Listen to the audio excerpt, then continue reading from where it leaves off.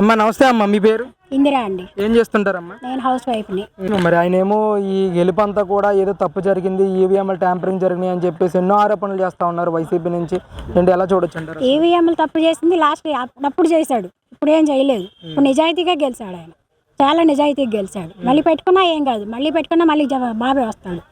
అది ఏంటంటే పూర్వవైపు వచ్చే అవకాశం ఉందంటారు మన రాష్ట్రానికి? వస్తుంది తప్పకుండా. హైదరాబాద్ కంటే కూడా ఎక్కువ బాగా చేస్తారు ఇక్కడ. అభిమానం అంటే టైం దొరకాలి ఆయనకి, టైం చేసిన మటుకు చేస్తారు బాగానే. టైం దొరకాలని కోరుకుంటున్నాం. ఏంటమ్మా ఈరోజు అమరావతి ప్రాంతంలో చంద్రబాబు నాయుడు గారు పర్యటన చేస్తూ ఉన్నారు. నిన్న పోలవరం వెళ్ళారు, ప్రజావేదిక చూశారు. ఈరోజు అమరావతి ప్రాంతంలో పూర్తి స్థాయిలో తిరుగుతూ ఉన్న పరిస్థితి ఏ విధంగా అనిపిస్తూ ఉంది? మార్పు వచ్చే అవకాశం ఉందంటారు? కష్టజీవండి ఆయన.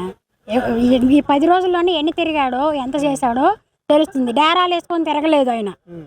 ప్రజల్లోకి రావటానికి భయం. ఇంటి చుట్టూ సెక్యూరిటీ పెట్టుకోవాల్సిన అవసరం లేదు. పెద్ద ఆయనే. జగన్ ఎందుకు పనికిరాడు చెప్పాలంటే. అది ఎలాంటి పరిస్థితుల్లో ఉందాం ఈరోజు అమరావతి ప్రాంతం? అమరావతి ప్రాంతం ఎలాంటి పరిస్థితుల్లోకి వెళ్ళిందంటారు జగన్ గారి హయాంలో? అదో పాతాళం దొక్కేశాడు, 15 ఏళ్ళు వెనక దొక్కేశాడు. మళ్ళీ పూర్వవైభవం వస్తుంది, తప్పకుండా వస్తుంది. ప్రజలు చూస్తారు, న్యాయం గెలుస్తుంది, న్యాయం ఎక్కడికి పోదు. అంటే ఏదైతే ఇక్కడ శంకుస్థాపన చేశారో అదే ప్రాంతంలో ఈ రోజు చంద్రబాబు నాయుడు గారు పర్యటించారు. మీరు కూడా సహస్రనామాలు చదువుతూ ఉన్నారు ఇక్కడ. అసలు ఏ విధంగా అనిపించింది చంద్రబాబు నాయుడు గారిని? పండగ చేసుకున్నట్టు ఉంది. ఆయన రావటమే ఒక పండగ. జనం అందరూ పెద్ద చిన్న ముసలి ముతక అందరూ కూడా.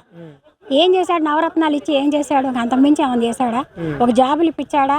అమెరికాలో ఉన్న పిల్లలకు కూడా వీసాలతో అన్ని ఇబ్బందులే చేశాడు. చాలా మంచి పని చేశాడు.